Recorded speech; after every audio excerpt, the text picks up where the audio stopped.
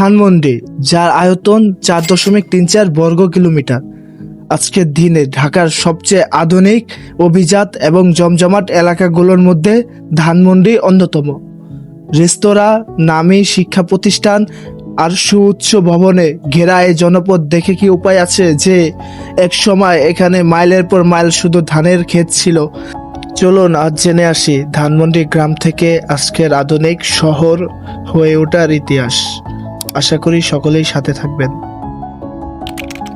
নামকরণের ইতিহাস ও আদিরূপ।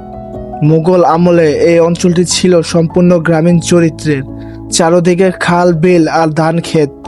ধানের ফার্সি শব্দ মুঙ্গি, যার অর্থ বাজার। এই থেকে এলাকার নাম হয় ধানমন্ডি, অর্থাৎ ধানের বাজার। এখানে উৎপাদিত ধান কেনা বেচার জন্য একটি বড় হাট বসত। এমনকি 1950 সালের আগ পর্যন্ত এটি মূলত একটি কৃষিপ্রধান অঞ্চলই ছিল।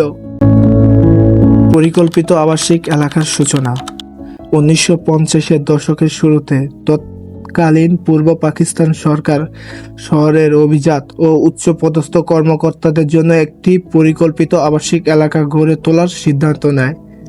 1953 সাল থেকে প্লট বরাদ্দ শুরু হয়, আর কারওয়ান বাজারের একটি মৃত নদীর অংশকে সংস্কার করে তৈরি করা হয় আজকের ঐতিহাসিক ধানমন্ডি লেক। প্রথম দিকে শুধু একতলা ও দুতলা বাড়ি করার অনুমতি ছিল। বর্তমান ও সমাপ্তি।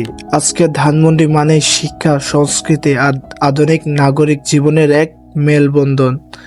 সুউচ্চ ইমারত আর কমার্শিয়াল হাবের ভিড়েও ধানমন্ডি লেক এখনও এই এলাকার ফুসফুস হয়ে টিকে আছে।